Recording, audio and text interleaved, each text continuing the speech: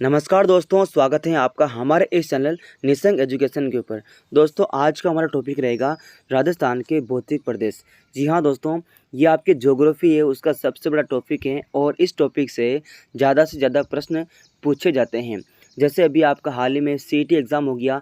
CET के बाद जितने भी आपके कॉम्पिटिशन एग्ज़ाम हैं, जो आपके उस एग्ज़ाम के अंदर भी इसके सवाल आते हैं। तो इसके लिए मैं आपके लिए 50 बहुत ही इंपॉर्टेंट सवाल लेकर के आया हूँ। इसको अपन सॉल्व करते हैं। चलिए, पहला प्रश्न है, प्रोफेसर वीसी मिश्रा के अनुसार राजस्थान को कितने भौतिक प्रदेशों में विभाजित किया गया है? Professor VC Mishra. वैसे दोस्तों राजस्थान को अपन 4 भौतिक प्रदेशों में विभाजित करते हैं, लेकिन ये स्पेशल प्रोफेसर वीसी मिश्रा के बारे में पूछ रहे हैं तो इसका आंसर 7 होगा। क्योंकि दोस्तों राजस्थान को 7 भागों में बांटा। किसने बांटा? प्रोफेसर वीसी मिश्रा ने। ऐसे राजस्थान के मैप को मान लेते हैं अपन। पहला है आपका पश्चिमी शुष्क प्रदेश, दूसरा है अर्ध शुष्क प्रदेश, फिर उत्तर में आपका उत्तरी नहरी प्रदेश, फिर आपका हो जाएगा ये अरावली पर्वतमाला प्रदेश, फिर ये वाला जो भाग हो जाएगा ये हो जाएगा पूर्वी कृषि औद्योगिक प्रदेश, ये वाला भाग हो जाएगा आपका ये हो जाएगा आपका दक्षिण पूर्वी कृषि प्रदेश, फिर एक और बचा यहाँ पर हो जाएगा चंबल बीहड़ प्रदेश। इस प्रकार से प्रोफेसर वीसी मिश्रा ने इसको 7 भागों में बांटा। हरिवंश सक्सेना ने 4 भागों में बांटा था। आगे बढ़ते हैं। राजस्थान का सबसे बड़ा भौतिक प्रदेश कौन सा है? अरावली पर्वतीय प्रदेश, पूर्वी मैदान, पश्चिमी मरुस्थलीय प्रदेश या हाड़ौती पठार। तो दोस्तों बात करें यहाँ पर सबसे बड़ा भौतिक प्रदेश, तो सबसे बड़ा भौतिक प्रदेश है वह है पश्चिमी मरुस्थलीय प्रदेश। यह आपके राजस्थान के लगभग 2/3 भाग में फैला हुआ है, यानी कि 2/3 भाग में, आधे से ज़्यादा भाग में पश्चिमी मरुस्थलीय प्रदेश फैला हुआ है। टोटल राजस्थान का क्षेत्रफल का 61 पॉइंट दोस्तों 11% है, वो आपका पश्चिम मरुस्थलीय प्रदेश है। अरावली पर्वतमाला है वो आपकी 9% है। पूर्वी मैदान 23% है। हाड़ौती पठार दोस्तों 6.89% है। इस प्रकार से ये चारों प्रदेश हैं। राजस्थान के कुल क्षेत्रफल का लगभग कितना प्रतिशत भाग है वो पश्चिमी राजस्थान में स्थित है?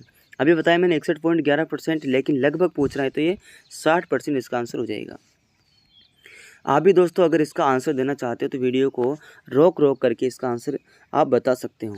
चौथा प्रश्न है, थार मरुस्थल का अधिकांश भाग राजस्थान के किस क्षेत्र में स्थित है? थार मरुस्थल का अधिकांश भाग राजस्थान के किस क्षेत्र में स्थित है? तो आपको सभी को पता होगा थार मरुस्थल राजस्थान के किस भाग में है? तो ये आपके पश्चिमी भाग में है, तो पश्चिमी भाग हो जाएगा, सी आंसर हो जाएगा।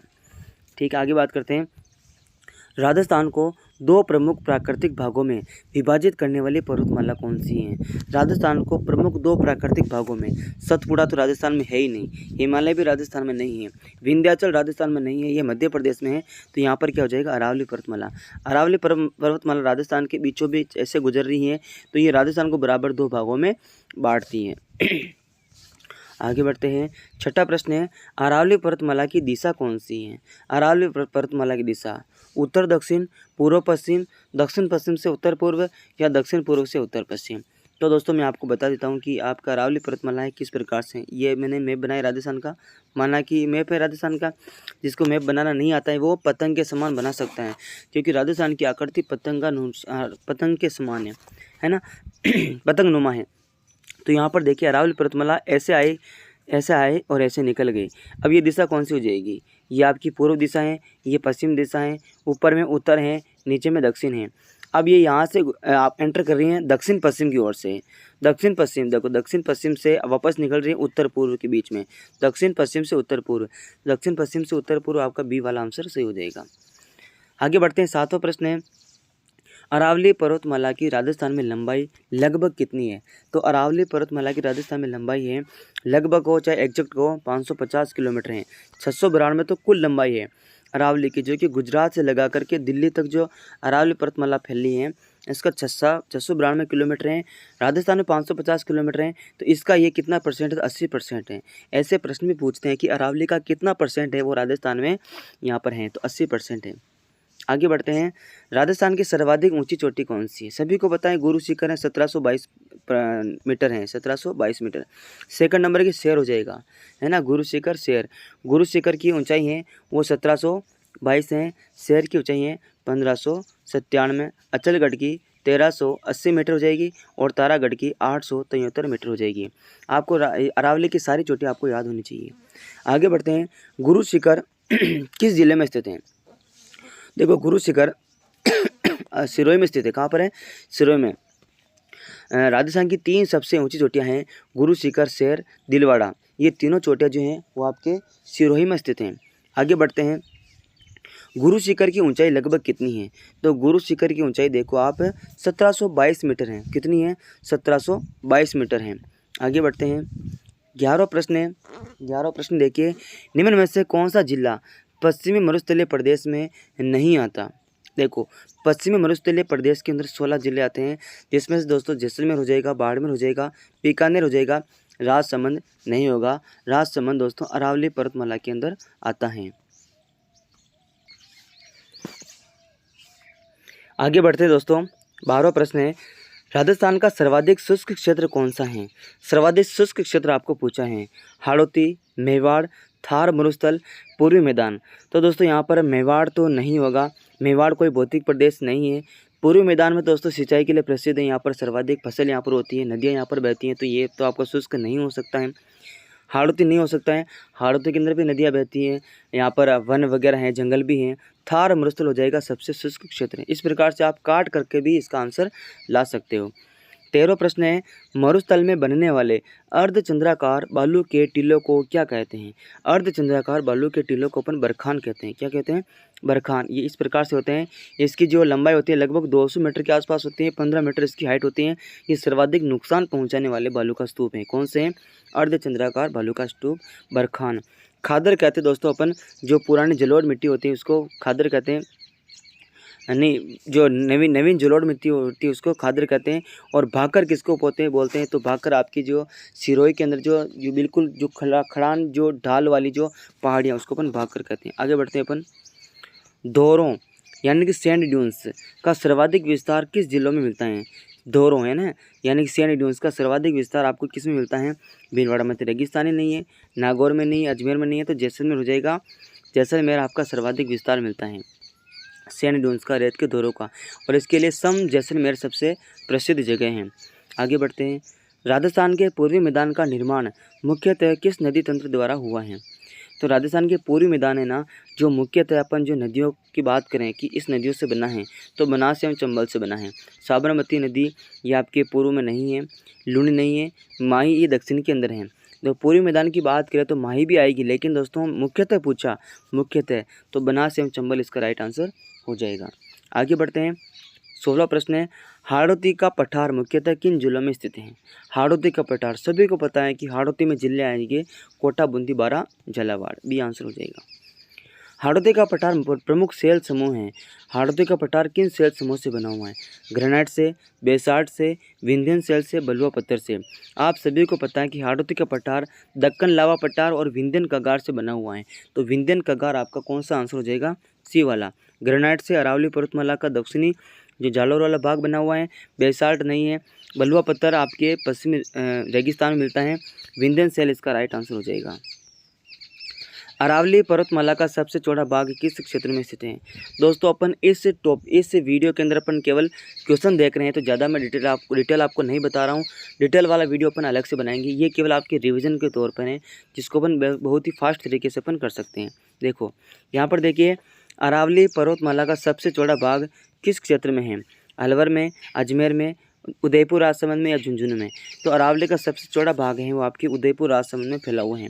अरावली की अपन बात करें तो ये अगर आप समझना मैप को, ठीक है, ऐसे पतंगा का नुमा करती हैं अरावली ना, ऐसे फैली हुई, ऐसे मान लो इसको।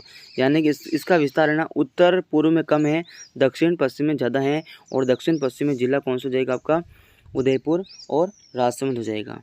आगे बढ़ते हैं, 19वां सवाल है, राजस्थान का सर्वाधिक उबड़ खाबड़ भौतिक प्रदेश कौन सा है? सर्वाधिक उबड़ खाबड़, पश्चिम मरुस्थल प्रदेश, अरावली पर्वतीय प्रदेश, पूर्वी मैदान या उत्तरी मैदान? तो दोस्तों यहाँ पर सर्वाधिक उबड़ खाबड़ की बात करें, सर्वाधिक उबड़ खाबड़ भौतिक प्रदेश की बात करें तो यहाँ पर पश्चिम मरुस्थल तो नहीं हो जाएगा। अरावली पर्वतमाला पर मान सकते हैं, क्योंकि दोस्तों अरावली पर्वतमाला है ये आपके उबड़ खाबड़ में आते हैं, क्योंकि कई पहाड़ियाँ हैं, कई नीचे हैं, इस प्रकार से। तो अरावली पर्वतीय प्रदेश हो जाएगा। आगे बढ़ते हैं अपन, ठीक है, लूनी नदी का उद्गम किस भौतिक प्रदेश में है? लूनी नदी का उद्गम की बात करें तो पूर्वी मैदान में, अरावली पर्वतीय प्रदेश में, हाड़ौती पठार में या मरुस्थल में? तो उद्गम की बात करें तो लूनी नदी का उद्गम नागपाड़ की पहाड़ियाँ आपके अजमेर से निकलती हैं। तो नागपाड़ कहाँ हो जाएगा? अरावली पर्वतमाला में हो जाएगा। बी आंसर हो जाएगा। आगे बढ़ते हैं, निम्न में से कौन सा जिला अरावली पर्वतीय प्रदेश में स्थित है? अरावली के अंदर स्थित हैं सिरोही, जैसलमेर, चूरू, श्रीगंगानगर। अपन जो 16 ज़िले पढ़ते हैं राजस्थान के मरुस्थल के, उन 16 ज़िलों की बात करें तो 16 ज़िलों में दोस्तों हैं वो आपका सिरोही नहीं आता है, बाकी सभी ज़िले आते हैं आपके अरावली के पश्चिम वाले। तो जैसलमेर तो मरुस्थल का हिस्सा है, श्रीगंगानगर, चूरू ये सभी मरुस्थल के हिस्सा हैं। अरावली का कौन सा हो जाएगा? तो सिरोही इसका राइट आंसर हो जाएगा, तो इसका ए सही हो जाएगा। आगे बढ़ते हैं अपन। राजस्थान में सबसे अधिक मरुस्थलीय विस्तार किस संभाग में है?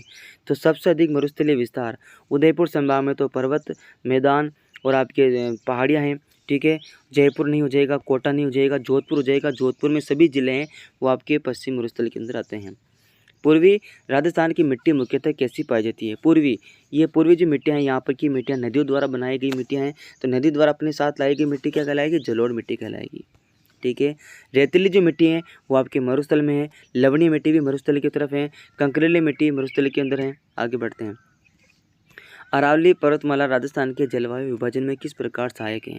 जलवायु विभाजन में अरावली पर्वतमाला राजस्थान को बराबर 2 भागों में बांटती है।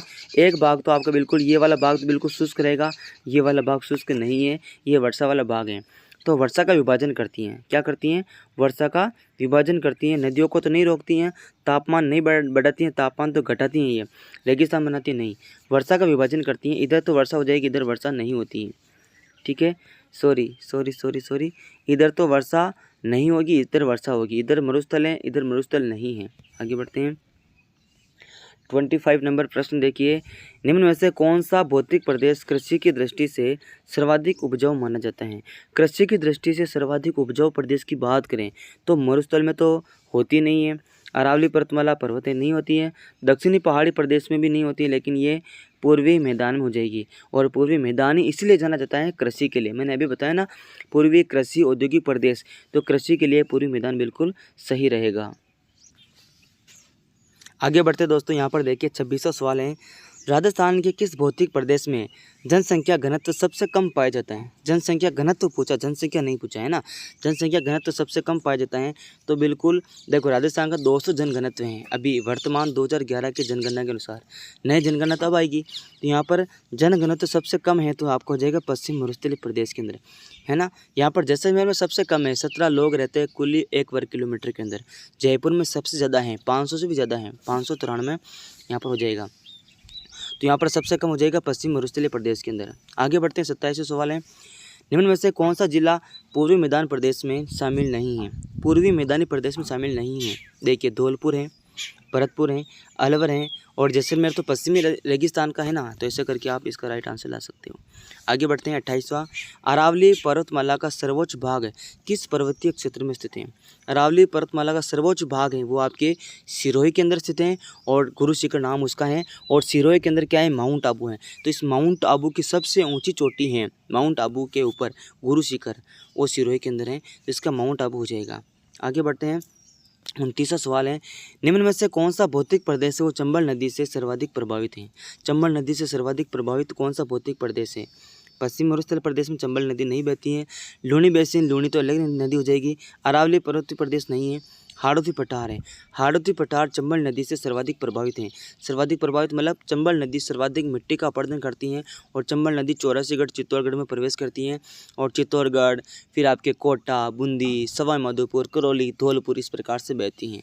तो हाड़ौती पठार है ना, वो इससे प्रभावित हैं क्योंकि हाड़ौती पठार को ये काट काट करके ले जाती हैं और सर्वाधिक अवनाली का अपरदन बनाती हैं। वेटलैंड भूमि ये बनाती है, वेटलैंड मतलब टोपोग्राफी ये बनाती हैं, जिसको अपन उत्खात भूमि बोल सकते हैं और इसको अपन बीहड़ प्रदेश भी बोल सकते हैं। राजस्थान का कौन सा भौतिक प्रदेश है जो सर्वाधिक वर्षा प्राप्त करता है? बताओ। पश्चिम मरुस्थल तो बिल्कुल बरसात नहीं प्राप्त करता है। पूर्वी मैदान, दक्षिण पूर्वी पठारी प्रदेश, हाड़ौती और अरावली का पश्चिम भाग।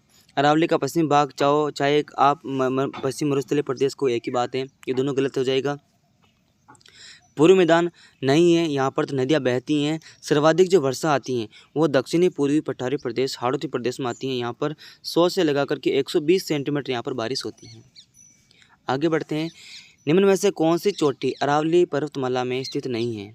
देखो गुरु शिखर तो हैं, शेर भी है, अचलगढ़ भी है, धूपगढ़ तो मैंने नाम ही नहीं सुना, धूपगढ़ नहीं है।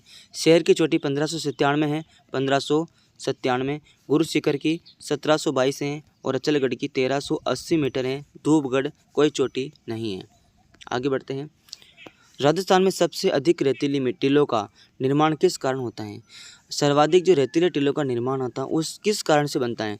समुद्री लहरें। अरे भाई, समुद्र तो राजस्थान से कोई लेना देना नहीं दूर दूर से। नदियों से, नदियों के लहरों से रेत के टीले नहीं बनते हैं। हिमनद तो राजस्थान में है ही नहीं, बर्फ़ की नदियाँ नहीं हैं। पवन हो जाएगा, पवन की वजह से ये हवा चलती है, हवा ऐसे चलती है तो हवा की वजह से ये जो रेत है ना ऐसे करके बनता जाता है। ये रेत के टीले हवा से बनता है, पवन से बनता है। और सर्वाधिक मिट्टी अपरदन भी पवन से होती है।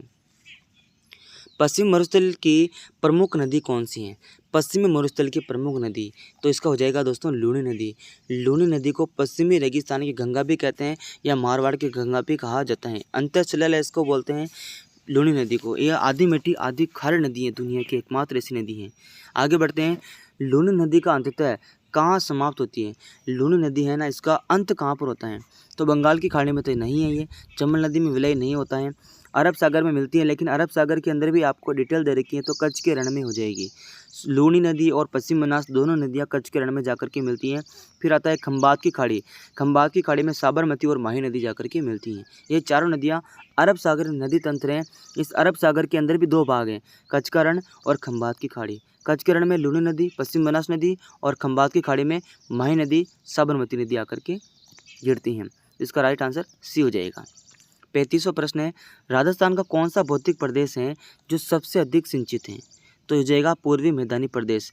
पूर्वी मैदानी प्रदेश अत्यधिक सिंचित हैं, इसलिए यहाँ पर सर्वाधिक कृषि होती है। इसके बाद कोई नहीं है। ठीक है, आगे बढ़ते हैं। राजस्थान में काली मिट्टी मुख्यतः किस भौतिक प्रदेश में मिलती है? तो काली मिट्टी सर्वाधिक मिलती है आपके हाड़ौती पठार में। हाड़ौती पठार जो बना आपके ज्वालामुखी उद्गम से बना था। ये ज्वालामुखी निकलती हैं इस प्रकार से, ये माना है कि ज्वालामुखी पहाड़ों के ऊपर निकलती हैं। ज्वालामुखी जब निकलती हैं तो ज्वालामुखी से जो लावा निकलता है उसका तो बन जाता है आपका पठार। ठीक है, और जो राख निकलती है, राख, राख को बोलते हैं रेगूर। क्या बोलते हैं दोस्तों? राख को बोलते हैं रेगूर, और रेगूर को अपन काली मिट्टी बोलते हैं। और काली मिट्टी हाड़ौती पठार में पाई जाती है। हाड़ौती पठार का निर्माण ही ज्वालामुखी बेसाल्ट से बना हुआ है। और अगर इस ज्वालामुखी से यहाँ पर अगर पानी भर गया तो ये आपकी क्रटर झील भी कहलाती है। आगे पढ़ेंगे अपन झीलों में, तो इसका राइट आंसर हो जाएगा काली मिट्टी हाड़ौती पठार में। आगे बढ़ते हैं। निम्न में से कौन सा जिला जो है हाड़ौती पठार का भाग नहीं है? हाड़ौती पठार में कोटा, बूंदी, बारां, झालावाड़ आता है। अब देखिए, कोटा, बूंदी, बारां है, झालावाड़ नहीं है, नागौर आ गया, तो नागौर इसमें नहीं है। ये राइट आंसर हो जाएगा डी वाला। आगे बढ़ते हैं। अरावली पर्वतमाला की सबसे प्राचीन शैलों का संबंध किस युग से माना जाता है? तो अरावली पर्वतमाला सबसे प्राचीन है। राजस्थान के 4 भौतिक प्रदेश हैं, उनमें सबसे प्राचीन अरावली पर्वतमाला है और ये प्री कैम्ब्रियन युग की है। ठीक है, यहाँ गोंडवाना लैंड की नहीं बात करें अपन, देखो युग की बात करें, वैसे ये गोंडवाना लैंड के अवशेष जरूर हैं आपका अरावली पर्वतमाला, लेकिन युग की बात करें तो युग में हो जाएगा प्री कैम्ब्रियन काल। सेनोजोइक काल नहीं है, मेसोजोइक भी नहीं है, प्री कैम्ब्रियन काल है। क्रेटेशियस काल है वो आपका हाड़ौती पठार का हो जाएगा। आप सभी को बताना है कि जो मरुस्थल हैं वो कौन से युग का है, कमेंट करके बताना है। 39 देखिए, राजस्थान में बालू के स्थिर टीलों को स्थानीय भाषा में क्या कहा जाता है? देखो, भालू के 2 प्रकार के टिल्ले होते हैं, एक तो स्थिर होता है, एक गतिशील होता है।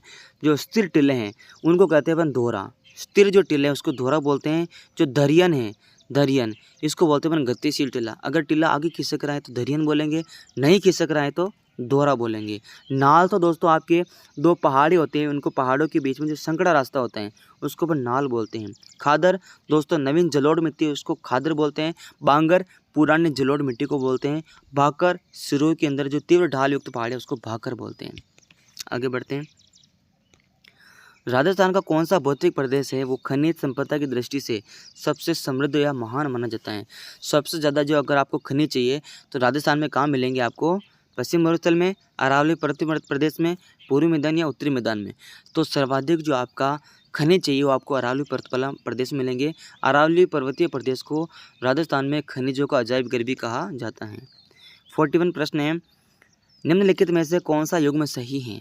देखो, गुरु शिखर जैसलमेर में है क्या? नहीं है। कौन सा युग में सही है पूछा है, 3 गलत हैं। थार भरतपुर में है क्या? नहीं, भरतपुर में थार कहाँ से हो जाएगा। पूर्वी मैदान बाड़मेर में क्या? बाड़मेर तो मरुस्थल है, नहीं है। हाड़ौती कोटा में, कोटा बूंदी, 12 झालावाड़ हाड़ौती में है, तो बी आंसर राइट हो जाएगा। आगे बढ़ते हैं। 42 प्रश्न है, राजस्थान में सर्वाधिक ऊंचाई वाला पठारी क्षेत्र कौन सा है? सर्वाधिक ऊंचाई वाला पठारी क्षेत्र हाड़ौती, मेवाड़, आबू पर्वतीय क्षेत्र, नागौर। इन सभी में बात करें तो इनमें आबू पर्वतीय क्षेत्र हो जाएगा सर्वाधिक ऊंचा पठार। बाकी सबसे ऊंचा पठार तो उड़िया का पठार है जो सिरोही के अंदर है, लेकिन ये इन चारों में से सबसे ऊंचा कौन था? आबू का पर्वतीय क्षेत्र हो जाएगा, सी आंसर हो जाएगा। आगे बढ़ते हैं 43 नंबर है, राजस्थान का कौन सा भौतिक प्रदेश प्राकृतिक वनस्पति की दृष्टि से सबसे समृद्ध है? तो राजस्थान का कौन सा भौतिक प्रदेश है जो प्राकृतिक दृष्टि से सबसे समृद्ध है? तो ये हो जाएगा आपका, देखो प्राकृतिक दृष्टि से वन वगैरह जंगल वगैरह सबसे ज़्यादा मिलेंगे, जड़ी बूटियाँ औषधियाँ ज़्यादा मिलेगी, तो अरावली एवं दक्षिणी पर्वतीय प्रदेश में आपको मिलेंगी। ठीक है, आगे बढ़ते हैं। 44 नंबर है, अरावली पर्वतमाला राजस्थान में किस प्रकार की जल विभाजक रेखा कार्य करती हैं? ये अरावली पर्वतमाला रेखा जो आपके है 50 सेंटीमीटर इसको बोलते हैं अपन, ये राजस्थान को बीचों बीच 2 भागों में बांटती हैं। और यहाँ के जो नदियाँ हैं, आधी नदियाँ अरब सागर में जाएगी, आधी नदियाँ बंगाल की खाड़ी में। तो गंगा यमुना कोई लेना देना नहीं राजस्थान के अंदर, नर्मदा ताप्ती नहीं है, सिंधु गंगा भी नहीं है, अरब सागर में बंगाल की खाड़ी अपवा तंत्र हो जाएगा। ये महान जल विभाजक बोलते हैं इसको, ये राजस्थान के बीचों बीच होती है। इस प्रकार से नदियाँ सर्वाधिक निकलती हैं, लेकिन जो आधी नदियाँ अरब सागर में जाती हैं, आधी नदियाँ आपके बंगाल की खाड़ी तरफ जाती हैं, तो नदियों का विभाजन करती हैं। अरब सागर एवं बंगाल की खाड़ी का अपवा तंत्र को क्या करती हैं? विभाजित करती हैं। 45 नंबर है, निम्न में से कौन सा जिला पश्चिमी शुष्क प्रदेश का भाग नहीं है? पश्चिमी शुष्क प्रदेश का भाग नहीं है, देखो कौन सा नहीं है? चूरू, कोटा, बारां, झालावाड़। निम्न में से कौन सा जिला है जो पश्चिमी शुष्क प्रदेश का भाग है? भाग है पूछा है, तो देखिए कोटा, झालावाड़, बारां तो हाड़ौती प्रदेश है, कोटा, बूंदी, बारां, झालावाड़। चूरू है, यह आपका पश्चिमी शुष्क प्रदेश का भाग है, ए आंसर हो जाएगा। राजस्थान के पूर्वी मैदान का प्रमुख कृषि उत्पाद है। राजस्थान के पूर्वी मैदान सर्वाधिक सिंचित भाग है, जलोढ़ मिट्टी है, नदियों द्वारा बहाकर लाई जाती है, सर्वाधिक कृषि की जाती है। इन कृषि में सबसे ज़्यादा क्या होती है? इन कृषि में खजूर तो आपके जैसलमेर साइड में होता है, पश्चिमी रेगिस्तान में, जीरा जोधपुर टाइप में होता है, और यह कि बाजरा मुख्यतः पश्चिमी रेगिस्तान में होता है। गेहूँ सरसों हो जाएगा आपका पूर्वी मैदानी प्रदेशों में, सरसों एवं गेहूँ। आगे बढ़ते हैं, राजस्थान में सर्वाधिक ऊंचाई के कारण अपेक्षाकृत ठंडी जलवायु कहाँ पाई जाती है? सबसे ठंडी जलवायु राजस्थान में माउंट आबू में पाई जाती है। इसलिए दोस्तों अपन ग्रीष्म ऋतु के अंदर सर्वाधिक जो घूमने का जो स्थान है वो कौन सा देगा? माउंट आबू एकमात्र हिल स्टेशन है, वहाँ पर अपन जाते हैं क्योंकि वहाँ पर ठंडी जलवायु पाई जाती है दूसरों की अपेक्षा। आगे बढ़ते हैं 48, राजस्थान के किस भौतिक प्रदेश में अपर्दन बेडलैंड टोपोग्राफी सर्वाधिक विकसित हैं?